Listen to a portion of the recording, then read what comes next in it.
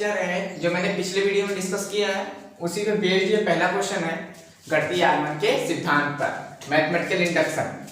तो क्या है वो क्वेश्चन में कह रहा है यदि a इक्वल टू इतना हो तो सिद्ध कीजिए सभी n belonging n, capital N का मतलब मैंने बताया था क्या होता है, नेचुरल नंबर ना, के लिए दिस प्रूफ करना है। ठीक है, तो करते हैं। तो बताइए मैथमेटिकल इंडक्शन से अगर हम करेंगे इसे गणितीय आगमन के सिद्धांत से, तो क्या पहले पता लगाते हैं हम Pn कि नहीं। तो बताइए हमारा Pn कौन हो जाएगा, यही इक्वेशन।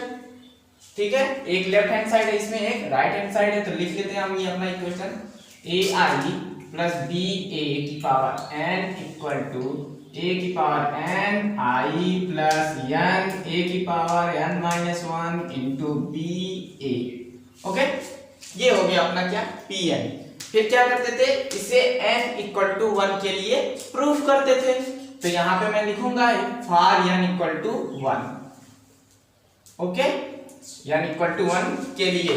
तो बताइए n इक्वल टू 1 के लिए जब चेक करेंगे तो P1 निकलेगा। तो P1 के लिए हम लेफ्ट हैंड साइड और राइट हैंड साइड कैलकुलेट करेंगे कि नहीं। तो बताइए लेफ्ट हैंड साइड में क्या आ जाएगा,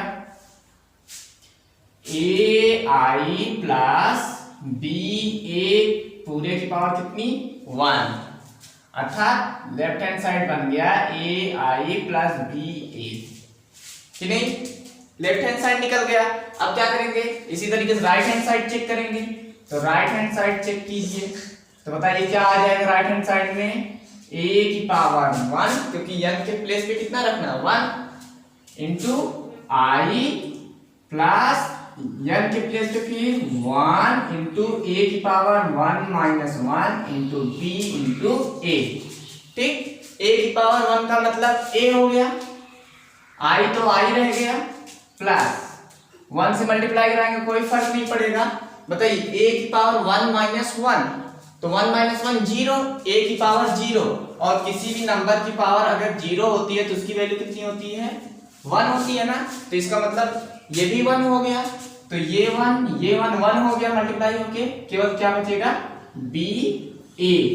तो बताइए क्या जो लेफ्ट हैंड साइड में आया था सेम टू सेम वही राइट हैंड साइड में आया है ना। तो इसका मतलब क्या हो गया, इसका मतलब ये हो गया कि हमारा जो इक्वेशन है वो n इक्वल टू 1 के लिए सत्य है।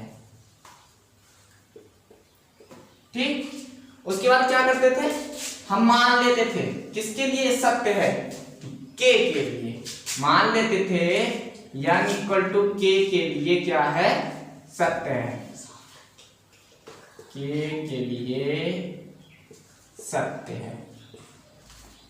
ठीक, हमारा equation n equal to k के लिए क्या है सत्य है। तो n इक्वल टू k के लिए सत्य होगा तो ये कैसा हो जाएगा बताइए, pk कैसा दिखेगा हमें कुछ इस टाइप का, ai प्लस ba की पावर k। क्यों, क्योंकि n के प्लेस पे क्या रखना है k, तो यहाँ k हो गया इक्वल टू a की power k into i plus फिर यहाँ पे n था k, a की पावर k माइनस 1 क्योंकि n था इंटू b एंड a। क्या इतनी बात क्लियर? ओके, अब क्या करेंगे, सिद्ध करेंगे। क्या सिद्ध करेंगे, सिद्ध करेंगे n equal to k plus 1 के लिए। ठीक है, अर्थात हम क्या निकालना पसंद करेंगे, pk प्लस 1। तो बताइए pk प्लस 1 के लिए हम लेफ्ट हैंड साइड से बात करें तो बताइए लेफ्ट हैंड साइड क्या है, ये ai प्लस ba की पावर n थी, तो n के प्लेस पे क्या रखना है k प्लस 1। इतनी बात क्लियर? ओके, अब इक्वल बताइए ai प्लस ba की power k into ai plus ba। क्या ऐसा लिख सकते हैं हम? क्यों नहीं लिख सकते, क्योंकि ये प्लस के फॉर्म में है और आपको पता है अगर कोई नंबर a दिया गया उस पे पावर m प्लस n लिखा हो तो इसे a की पावर m इंटू a की पावर n लिख सकते हैं, नहीं लिख सकते। तो वैसे सेम यहाँ पे m प्लस 1 लिखा है k प्लस 1। ठीक, तो इसको k वाला एक साथ कर लिया और ये 1 वाला अलग से पावर कर दिया। ओके, ये बताइए ये जो पावर k दी गई है इसकी वैल्यू हमें पता है क्या? हाँ, ये देखिए हमने एक चीज से निकाला अभी कुछ देर पहले, यहाँ पे हमें पता है, तो क्या इसकी जगह पे हम ये वाली वैल्यू पुट कर देना आगे? ओके, पुट कर देते हैं। देखिए क्या आ जाएगा, a की power k into I plus k into a की power k minus 1 into B A. Okay, इतना, और ये तो दिया ही दिया गया है a आई प्लस बी ए। क्या बात क्लियर? अब क्या करेंगे इन दोनों का मल्टीप्लिकेशन, और मल्टीप्लाई कराना आपको आता है ना, तो करा के देखते हैं। ठीक है,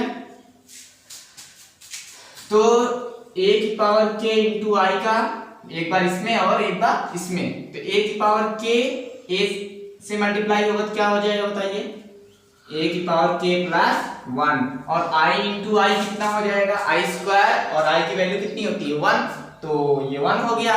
तो क्या बचा, a की पावर k प्लस 1 इंटू आई स्क्वायर को क्या केवल i लिख दो, हाँ, प्लस फिर ये a की power k into I b a से मल्टीप्लाई होगा, तो बताओ क्या आ जाएगा, a की power k into I b a। Okay, ये खत्म मल्टीप्लिकेशन। अब इतने वाले का इतने में करना है, तो बताइए k इंटू इतना इंटू इतना इंटू इतना किस में जाएगा, a i में, तो कराओ। पहले लिख लो k a की power k minus 1 b a into ये है ना a इंटू आई, तो a इंटू आई।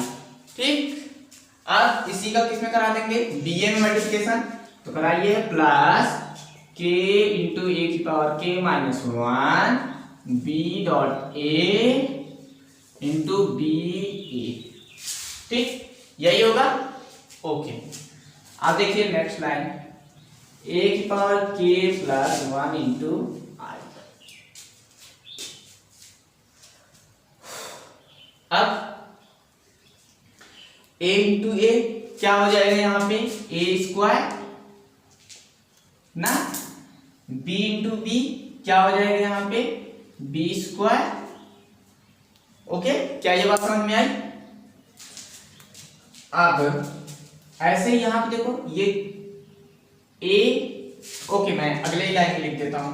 अच्छा पहले इतना नोट कर लीजिए, रुक जाइए। अब देखिए यहां से इसको उठा के मैं यहां ऊपर लिख रहा हूं, ठीक है, तो क्या है यहाँ पे, a की power k plus 1 into I plus क्या क्या यहाँ पे लिख लेते हैं, a की पावर k इंटू आई इंटू बी इंटू ए, फिर प्लस है, प्लस k लिखा है तो k, a की पावर k माइनस 1 यहाँ और a की पावर 1 यहाँ, तो दोनों पावर ऐड हो जाएगी ना, यहाँ पे a की पावर 1 और माइनस 1 प्लस 1 कितना हो जाएगा 0, तो केवल क्या बचेगा यहाँ पे k, तो क्या बच गया a की पावर k। ओके, यहाँ b a I B A. Okay, इतना हो गया, ये खत्म। अब इसकी बात करते हैं, प्लस क्या लिखा है k इंटू a की पावर k माइनस 1, a की power k minus 1 b b दो बार है तो क्या हो जाएगा b स्क्वायर, और a दो बार है तो क्या हो जाएगा a स्क्वायर। क्लियर है इतनी बात? ओके, अब बताइए यहाँ पे a स्क्वायर आया है और हमारे पास वैल्यू a की पता है, तो क्या मैं a स्क्वायर निकाल सकता हूँ? हाँ, आसानी से, तो निकाल देते हैं हम। अपने पास a स्क्वायर का मतलब क्या होगा बताइए, a इंटू ए होगा कि नहीं, यहाँ पे देखिए, तो a की वैल्यू कितनी है 0 1 0 1 0 1 0 1, और फिर a की वैल्यू कितनी है 0 1 0 0। ओके, क्लियर, यहाँ पे 0। तो अब इन दोनों का मल्टीप्लाई एक ही है, अब दोनों का मल्टीप्लाई कराएंगे, तो बताइए ये वाला r1 उठा के c1 पे रखेंगे, तो r1 गया जब c1 पे तो 0 0 0 0, तो 0 हो गया कि नहीं, फिर r1 गया कहाँ c2 पे, तो 0 1 के साथ 1 0 के साथ, तब भी कितना आ गया 0, फिर r2 गया c1 पे, दोनों 0 है तो ये भी 0, और R2 गया है C2 पे, तो ये भी क्या हो गया 0, अर्थात A स्क्वायर जो है क्या आ गया, एक जीरो मैट्रिक्स आ गई कि नहीं आ गई। तो इसका मतलब क्या हो गया, इस A स्क्वायर के स्थान पे हम क्या रख सकते हैं 0, तो रख देंगे अभी। तो बताइए यहाँ पे बना A की पावर 1 इतना इंटू आई प्लस, अब ध्यान से इन दोनों में देखिए क्या कुछ कॉमन नजर आ रहा है, a की पावर k कॉमन है, i कॉमन है, ba कॉमन है, कॉमन ले लें क्या, a की power k i ba common, तो यहाँ क्या बचा 1 प्लस यहाँ क्या बचा k, अरे ये पूरा तो चला गया ना इससे, तो यहाँ 1 बचा, यहाँ भी क्या बचा k प्लस, बताइए a स्क्वायर की वैल्यू कितनी 0, क्योंकि जीरो मैट्रिक्स आई है, तो 0 से अगर मल्टीप्लाई करा देंगे तो कितना आ जाएगा 0। तो नेक्स्ट लाइन क्या होगी हमारी, a की power k plus 1 into I plus, ये देखो 1 प्लस k लिखा है, क्या उसे k प्लस 1 लिख सकते हैं, क्यों नहीं लिख सकते, a की power k into I B A. Okay, अब ध्यान से देखिए, हाँ, एक पावर k प्लस 1, ये किसकी वैल्यू मैंने निकाली है पी के प्लस 1 की, और वो कौन सी साइड थी, लेफ्ट हैंड साइड, ठीक है। और हमें राइट हैंड साइड में क्या लेके आना था, ये इस टाइप का, मतलब जहां n है वहां क्या रखना है k प्लस 1, ठीक है, क्या रखना है k प्लस 1। तो इसके राइट हैंड साइड को मैं यहाँ थोड़ा सा लिख के दिखा देता हूँ आपको दिखने लगेगा आंसर। देखिए राइट हैंड साइड क्या, राइट हैंड साइड में a की पावर n था, n की जगह क्या k प्लस 1 i लगा हुआ है, तो i, ओके, यहाँ प्लस है तो गेट प्लस, n है तो n के प्लेस पे क्या हो जाएगा k प्लस 1, क्योंकि मैं n की जगह k प्लस 1 ही तो रख रहा हूँ, और ये क्या है a की पावर n की जगह k प्लस 1 रखेंगे, k प्लस 1 और ये माइनस 1 पहले से है, तो प्लस 1 माइनस 1 0, तो केवल क्या बचेगा k, और ये ba तो है ही अपना।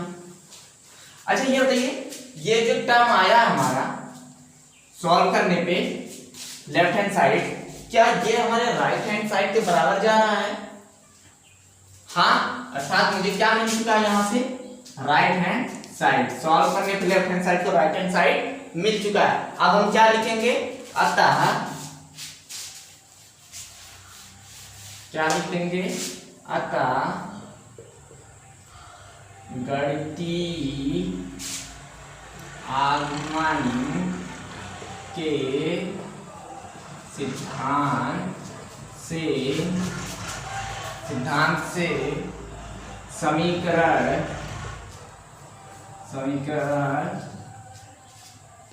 n बिलोंगिंग n के लिए सत्य है, ठीक है, बस इतना लिखना है, बाकी वीडियो पॉज करके लिख लीजिए। अब हम क्वेश्चन नंबर 2 करेंगे, ठीक है। क्वेश्चन नंबर 2 में क्या बोल रहा है, a इक्वल टू दिया गया तो सीधे कीजिए n, a की पावर n ये होगा, ठीक है। तो क्या करेंगे हम इसे भी गणितीय आगमन विधि द्वारा सिद्ध करेंगे, ठीक है। तो हम सॉल्यूशन के लिए पढ़ते हैं अपने, तो बताइए सॉल्यूशन में क्या लिखेंगे, pn की वैल्यू कितनी होती है बताइए, ये a पावर n हो जाएगा, a की पावर n, और a की पावर n क्या है 3 की पावर n माइनस 1, 3 की पावर n माइनस 1, 3 की पावर n माइनस 1, वही सेम यहाँ भी और यहाँ भी, ठीक है। 3/3 की मैट्रिक्स है, और ये किसके लिए है, n belonging n natural number के लिए, ठीक है। फिर क्या करना होता है, इसे सिद्ध करने के लिए हम निकालते हैं p1, अर्थात n इक्वल टू 1 के लिए सत्य दिखाते हैं। बताइए n की जगह अगर 1 रखना पड़ेगा हमें, तो बताइए n जहां है वहां क्या हो जाएगा 1 हो जाएगा, तो 3 की पावर 1 माइनस 1, 3 की पावर 1 माइनस 1, बताइए क्या हो जाएगा 3 की पावर 0, और 3 की पावर 0 अभी कुछ देर पहले बताया था, किसी भी संख्या की पावर अगर 0 तो वैल्यू कितनी होती है 1, तो इसका मतलब 3 की पावर 0 तो वैल्यू कितनी हो जाएगी 1, तो इसका मतलब यहाँ 1 आ जाएगा, और वही सेम तो सब जगह लिखा है ना, तो बताइए क्या सब जगह 1 1 1 1 1 1 1 1 1 सब जगह 1 1 आ गया, तो इसका मतलब क्या हो गया n इक्वल टू 1 के लिए सत्य है, n इक्वल टू 1 के लिए सत्य है। ठीक, हमारा इक्वेशन यानी इक्वल टू 1 के लिए सत्य हो गया। अब नेक्स्ट क्या करेंगे, हम मान लेंगे, माना यानी इक्वल टू के लिए सत्य है। अगर यानी इक्वल टू के लिए सत्य होगा तो बताइए हमें क्या निकालने की आवश्यकता पड़ेगी, पी के। ठीक है, तो बताइए पी के का मतलब क्या, ए की पावर के, जहां जाने वहां क्या रखना पड़ेगा, के, क्योंकि यही तो माने हैं हम, तो रख देते हैं ए की पावर के। क्या होगा, 3 की पावर के माइनस 1, यहाँ पे n माइनस 1 था तो के माइनस 1, फिर से 3 की पावर के माइनस 1, 3 की पावर के माइनस 1, और वही दोनों जगह है तो दोनों रोज में हम वही लिख देंगे। क्लियर यहां तक बात है। अब क्या करेंगे, हम दिखाएंगे क्या कि n इक्वल टू के प्लस 1 के लिए ये रिलेशन क्या है, सत्य होगा। तो हम कह देंगे गणितीय आगम विधि से यह ट्रू है। ओके, तो वीडियो पास करके इतना लिखिए, फिर आगे। अब हम क्या करेंगे, n इक्वल टू के प्लस 1 के लिए सिद्ध करेंगे। ठीक है, बताइए n इक्वल टू के प्लस 1 के लिए मतलब क्या, मुझे p के प्लस 1 निकालना पड़ेगा, और p के 1 का मतलब क्या होगा, a की पावर k प्लस 1, और a की पावर k प्लस 1 का मतलब क्या, a की पावर k इंटू a लिख सकते हैं। हाँ, अभी सीधे सीधे पीछे लिखा था a की पावर m प्लस 1 होता है, तो a की पावर m इंटू a लिख सकते हैं ना। तो ऐसे ही, तो बताइए a की पावर k की वैल्यू हमारे पास है, हाँ ये है ना, 3 की पावर k माइनस 1, 3 की पावर k माइनस 1, 3 की पावर k माइनस 1, 3 की पावर k माइनस 1, 3 की पावर k माइनस 1।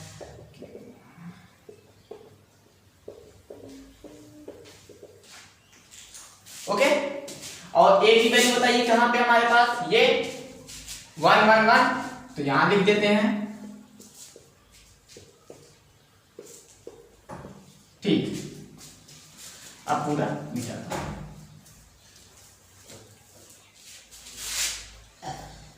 अब क्या करेंगे, इन दोनों का मल्टीप्लाई कराएंगे, दोनों 3/3 की मैट्रिक्स है, ये भी, तो 3/3 की मैट्रिक्स बनेगी गुणा कराएंगे। बताइए इस r1 को उठा के c1 पे, c2 पे और फिर c3 पे रख के अपनी वैल्यू लिखेंगे। बताइए r1 को उठा के जब c1 पे रखेंगे तो 1 1 1 से तीनों का गुणा हो जाएगा। ठीक है, तो बताइए, तो तीनों हो जाएंगे 3 के माइनस 1, क्योंकि 1 से गुणा होगा नहीं, पे फर्क नहीं पड़ेगा कोई, इसका भी इससे गुणा होगा तो कोई फर्क नहीं पड़ेगा, प्लस के साथ सीधा वही, यहाँ पे भी सीधा क्या वही। ठीक है, प्लस के साथ। अब सेम टू सेम जो यहाँ आया है वही यहाँ पे भी आएगा, क्योंकि इसी को उठा के इस पे और इसी को उठा के इस पे किए हैं, तो k minus 1 plus 3k minus 1 plus 3k power minus 1 into 3k minus 1 plus 3k power minus 1 plus 3k power minus.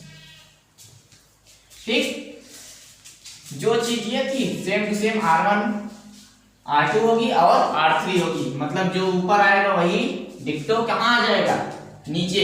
क्या ये बात समझ में आई आपको, क्योंकि जो यहाँ लिखा है वही यहाँ लिखा, वही यहाँ लिखा, और उसी का वैसे ही सेम टू सेम डिक्टो वाले नंबर में गुणा कराना है, तो जो ऊपर आया वही क्या आ जाएगा, नीचे भी। अच्छा, आप ये देख के बताइए, ये अगर मैं इसे x मान लूं तो क्या ये भी x होगा, क्या ये भी x होगा, और x प्लस x कितना होगा, 3x होगा ना।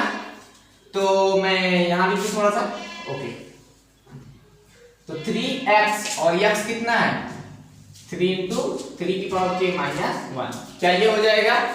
ओके, यहाँ पे भी क्या आ जाएगा, 3 into 3k minus 1, 3 into 3k minus 1, और बाकी दो रोज सेम टू सेम ऊपर वाले की तरह आ जाएंगे कि नहीं आ जाएंगे। क्या क्लियर है बात एकदम। ओके, अब बताइए ये 3 बेस समान है, आपको क्या ये बात पता है, अगर a की पावर m डॉट a की पावर n लिखा होता है, मतलब बेस अगर समान हो तो घातें आपस में क्या हो जाती हैं, ऐड हो जाती हैं, नहीं हो जाती हैं, हो जाती हैं, तो a की पावर m प्लस n हो जाएगा। वैसे यहाँ 3.3 लिखा है, तो बताइए 3.3k माइनस 1 ऐसा लिखा है, तो बताइए ये 3 का मतलब क्या, 3 की पावर 1, तो ये समान, तो ये घाते क्या हो जाएंगी, ऐड, तो बताइए 1 1 कट जाएगा, क्या बचेगा केवल 3 की पावर k, यही तो आ जाएगा। तो इसका मतलब क्या हो गया यहाँ पे, 3 की पावर k, 3 की पावर k, 3 की पावर k, क्योंकि तीनों के तीनों सेम है, और जो ऊपर है वही डिक्टो नीचे आ जाएगा। क्लियर इतनी बात। ओके, अच्छा बताइए, इतना हो गया। ये क्या आ गया हमारा a की पावर k प्लस 1। और मुझे क्या प्रूफ करना है, ये ऐसा लाना है ना कुछ। लेकिन अगर जो है यहाँ पे n था तो n से एक कम यहाँ लिखा जा रहा है पावर में 3 की ना। तो बताइए अगर k प्लस 1 है तो क्या k प्लस 1 से एक कम पावर नहीं लगेगी, सब पे लगेगी ना। यहाँ पे k प्लस 1 से एक कम पावर करेंगे तो बताइए क्या बचेगा, केवल k। अरे ऐसे k प्लस 1 एक कम करो -1 हो जाएगा, प्लस माइनस खत्म, क्या बचा केवल k। तो इसीलिए सबकी जगह पे क्या हो गया, जहां जहां n -1 था वहां वहां क्या आ गया, k आ गया। इसका मतलब क्या हुआ, इसका मतलब ये हुआ कि हमारा जो इक्वेशन दिया गया है वो n equal to k plus 1 के लिए सत्य है, n equal to k plus 1 के लिए क्या है, सत्य है। अतः गणितीय आगमन सिद्धांत से यह सिद्ध होता है कि a की पावर n बिलोंगिंग n के लिए सत्य है। क्लियर बात। तो वीडियो पॉज करके एक लाइन से लिख लीजिए। अच्छा, क्वेश्चन नंबर जो 3 है वो डिक्टो जो है क्वेश्चन नंबर 1 और क्वेश्चन नंबर 2 के ही जैसा है। तो मैंने क्वेश्चन नंबर 3 आपके लिए छोड़ दिया है, मैं क्वेश्चन नंबर 4 डिस्कस करने जा रहा हूं। ठीक है, क्वेश्चन नंबर 4 में कह रहा है यदि a एंड b सममिताभियुक्त है, अर्थात एक मैट्रिक्स A है और एक मैट्रिक्स क्या है, B है, दोनों कैसे हैं, सममित अर्थात सिमेट्रिक मैट्रिक्स। तो सिमेट्रिक की खासियत क्या होती है, उसका ट्रांसपोज लेने पे कोई चेंज नहीं आता है। तो बताइए A का ट्रांसपोज A हो जाएगा, B का ट्रांसपोज B, क्यों, क्योंकि दोनों सममिताभियुक्त हैं। क्लियर, एक लाइन से ये बात हो गई। फिर वो कह रहा है सिद्ध कीजिए कि AB माइनस BA क्या है, एक विषम सममिताभियुक्त। विषम सममिताभियुक्त की खासियत क्या होती है, कोई मैट्रिक्स A होगा उसका परिवर्तन लेने पे नेगेटिव साइन बाहर आ जाता है। ठीक है, ऐसा होता है विषम सममिताभियुक्त की खासियत। तो क्या करेंगे, इसको भी कुछ ऐसा ही लेके हम आएंगे, तो करते हैं। ठीक है, चलिए यहां पे हमारा इक्वेशन क्या है, AB माइनस BA और उसका क्या लेना है, ट्रांसपोज।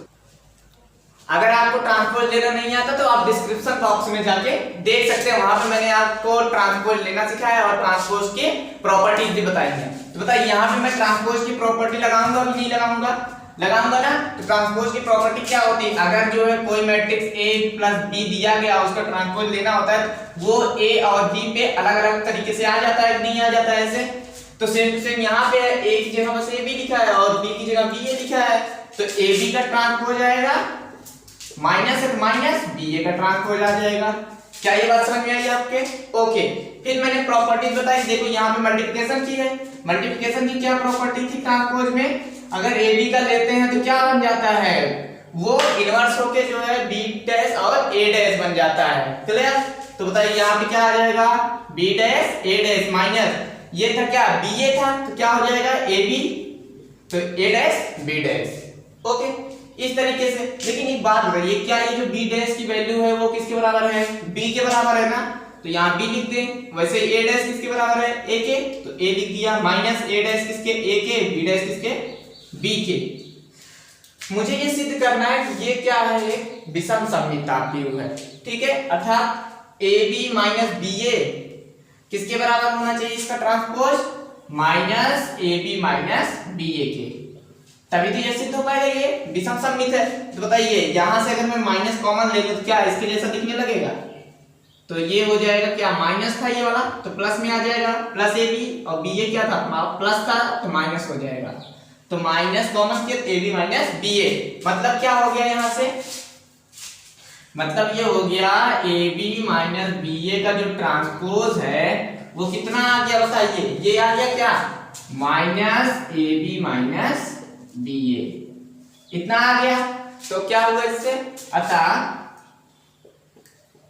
सिद्ध होता है कि ए बी माइनस बी एक स्क्यू सिमेट्रिक मैट्रिक्स है। ठीक, विषम सममितापीय है। क्लियर? अच्छा, इसी तरीके से आप मुझे जो है कमेंट बॉक्स में बताइएगा ए बी प्लस बी ए विषम सममितापीय होगा या सममितापीय होगा। क्लियर? वीडियो पॉज करके लिख लीजिए। अब हम क्वेश्चन नंबर 5 देखेंगे।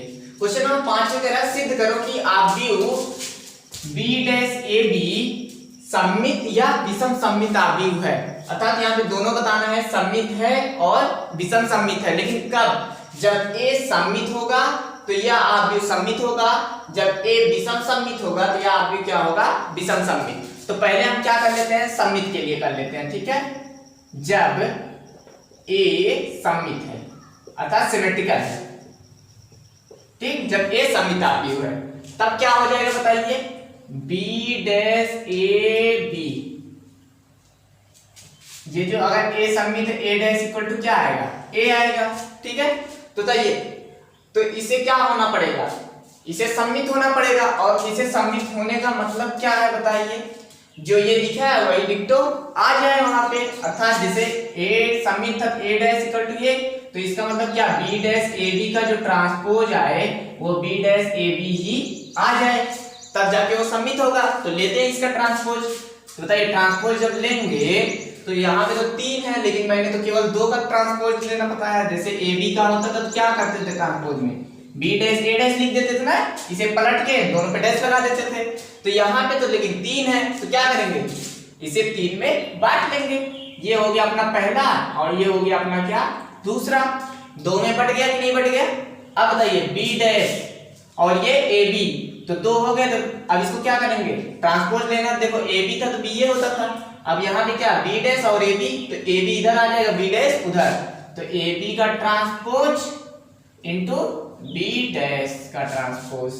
क्या ये क्लियर है बात एकदम? ओके, नेक्स्ट ये क्या है? ए बी का ट्रांसपोज है। ए बी का ट्रांसपोज मतलब क्या? बी का ट्रांसपोज इनटू ए का ट्रांसपोज। ठीक, और ये बार बार 9 बार आपको बता चुके हैं हम। क्या यहां तक बात क्लियर? ओके, नेक्स्ट स्टेप क्या होगा बताइए? ये क्या? बी डैश तो बी डैश है, लेकिन ये ए डैश बताइए क्या किसके बराबर है? ए के। क्यों? क्योंकि ये सममितापीय है। तो यहाँ पे क्या? ए लिख दूं और ये बी।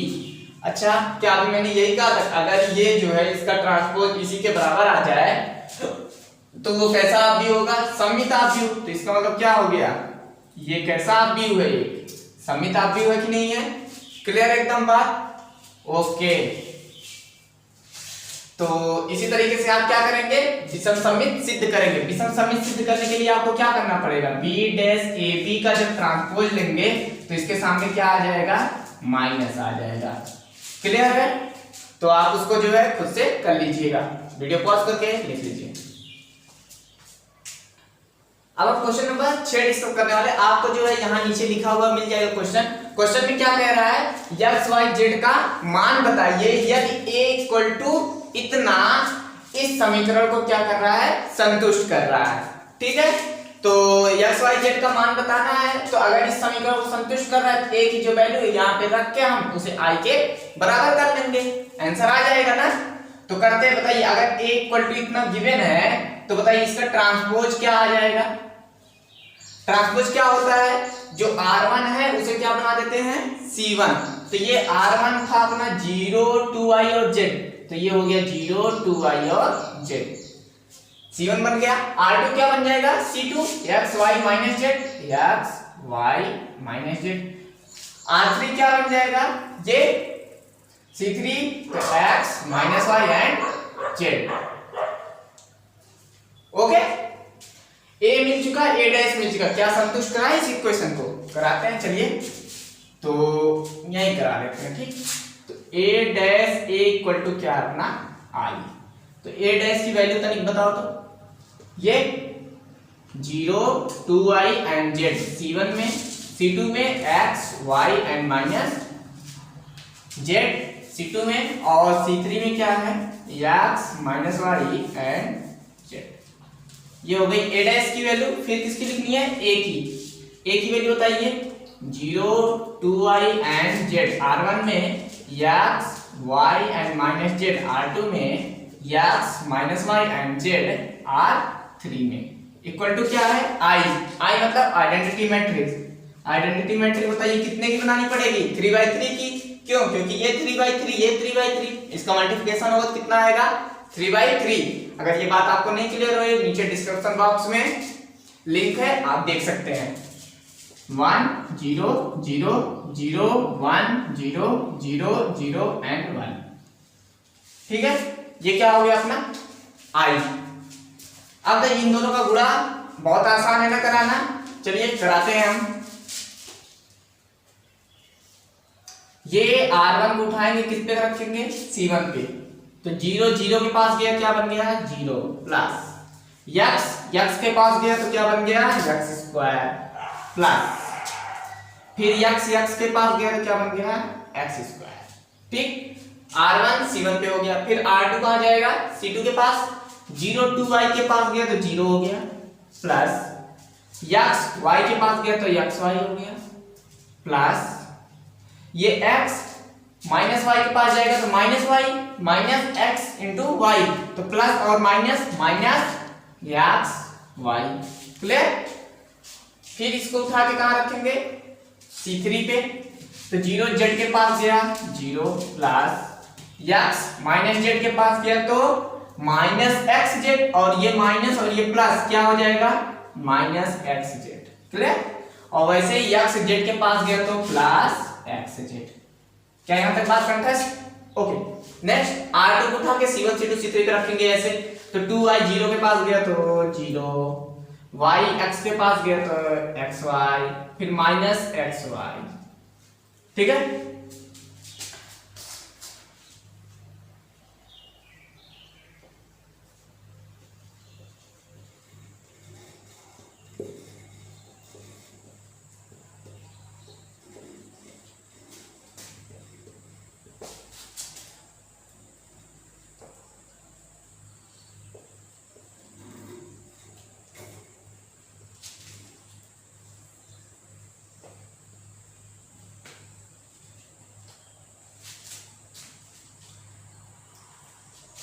अब ऐसे ही R3 कहां जाएगा? यहां C1 पे।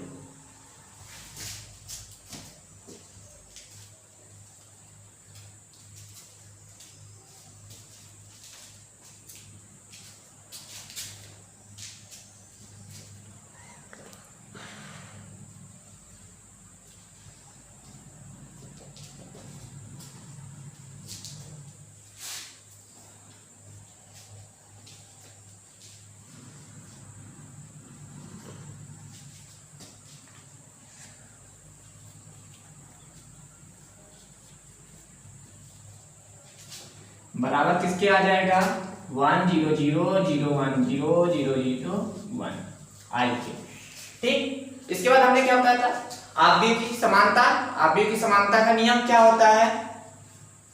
ये वाला टर्म इस वाले टर्म के a11 a11 के a12 a12 के a13 के बराबर होगा। सेम वैसे ही सब अपने अपने वाले के बराबर होंगे। ठीक है, तो बताइए a11 क्या है? x square plus x square, तो कितना आ जाएगा बताइए? 2x square. वो किसके बराबर हो जाएगा? 1 के। तो यहां से बताइए, अगर मैं x की वैल्यू पूछूं तो यहाँ 2 का क्या है? मल्टीप्लाई है, इधर क्या हो जाएगा? डिवाइड हो जाएगा, तो 1/2 आ जाएगा। और ये स्क्वायर था तो उधर क्या हो जाएगा? करड़ी, तो 1/करड़ी में 2 आ जाएगा। The value of x is 1/√2। Next, ये तो 0 हो जाएगा, ये भी 0 हो गया, ये भी 0 हो गया, ये बचा। अब ये किसके बराबर होगा? 1 के बराबर होगा ना। देखो ये ऊपर से ये है तो ये इसके बाद, तो बताओ 4 1 5 1 6y स्क्वायर होगा कि नहीं? आव्यूह की समानता के नियम से 6y स्क्वायर बराबर किसके आ जाएगा? 1 के। क्लियर इतनी बात? तो बताइए यहां से y बराबर अगर मैं निकालने की कोशिश करूं तो 1/6 आएगा। जैसे यहाँ 2 मल्टीप्लाई कर डिवाइड हो गया, वैसे 6 मल्टीप्लाई कर डिवाइड। अब ये क्या स्क्वायर है तो उधर जाएगा, क्या हो जाएगा? रूट। ओके, इतनी बात क्लियर? नेक्स्ट, ये क्या हो जाएगा, 0 हो जाएगा, ये भी 0, ये भी 0, ये जेड स्क्वायर तीनों जुड़ा है, कितनी बार जुड़ा है, 3 बार, तो 3z स्क्वायर। और ये किसके बराबर होगा, लास्ट है, ये भी लास्ट वाले के बराबर होगा, तो 1 है, तो 1 के बराबर कर दो। और यहाँ से the value of z you can get क्या हो जाएगा, 3 इधर मल्टीप्लाई में, इधर क्या हो जाएगा, डिवाइड, और इधर स्क्वायर है, तो इधर क्या हो जाएगा, कर दी। तो x y z की जो वैल्यू है वो हमें मिल चुकी है। क्लियर? तो इस तरीके से ये सवाल लगाएंगे। अच्छा, आप जो है ना, ये वाली जो है, जो मैंने यहाँ डायरेक्ट कर दिया, एक लाइन इसके बाद करके कीजिएगा, ठीक है, जगह कम थी इसलिए हमने ऐसा कर दिया। वीडियो पॉज करके लिख लीजिए।